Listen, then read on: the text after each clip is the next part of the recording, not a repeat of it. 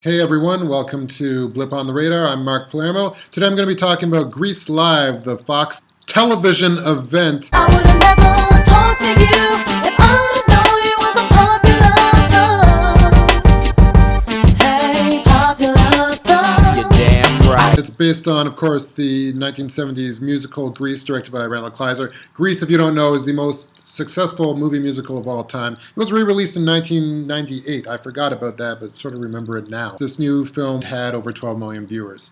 Grease the movie starred John Travolta as Danny, the leader of the boy greaser gang, the T-Birds, and it had Olivia Newton-John as Sandy, who was one of the Pink Ladies, and the film was a commentary on the 1950s, kind of done with this 50s social naivety. This new movie has Julianne Hough of Footloose the remake in the role of Sandy, and it has Aaron Veidt as Danny, who plays a high school senior even though he was born in 1983. Which, in fact, if you think about it, makes a lot of sense since I was a high school senior 4 short years ago. If you're dating anyone named Sandy or Danny, you're still basically living in the 50s, in a way. There are a lot of jokes about how naive and innocent we once were, and the ultimate tone is campy, which is not my preferred aesthetic, but the soda shops and the high school hallways eventually create an atmosphere of teenage reverence in this extremely clean-cut Americana. Grease is not one of my favorite musicals, but even in this new version, it accomplishes what it sets out to do.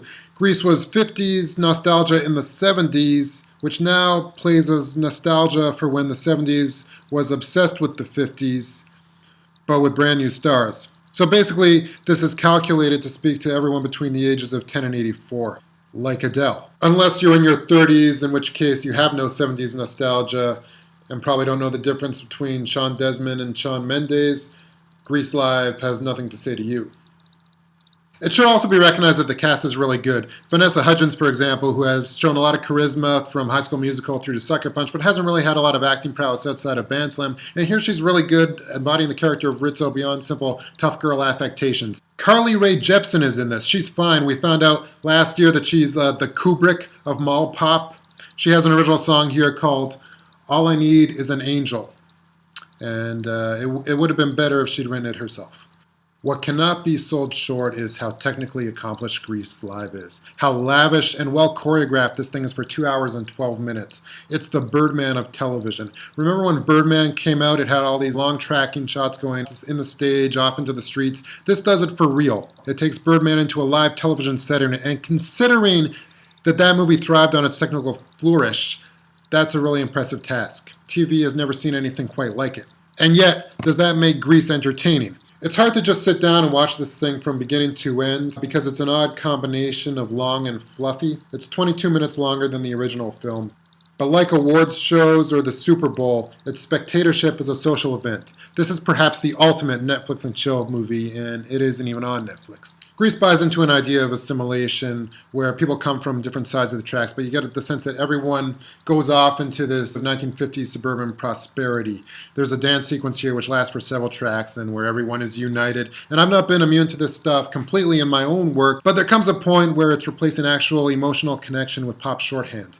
What I like about teen movies is that they exist on a level of human life before workforce capitalism has taken over everything. Every TV show about adults, for instance, is just about their job, their lawyers, their doctors. There's more of a sense of possibility in the teenage universe, which to me is kind of fascinating. Grease kind of wants to have it both ways. It puts everyone on this equal playing field, but it doesn't quite encompass the concepts of possibility and infinity of a great teen film, of a similar period social class drama like The Outsiders. But there's also no denying that the spectacle of it all is kind of breathtaking.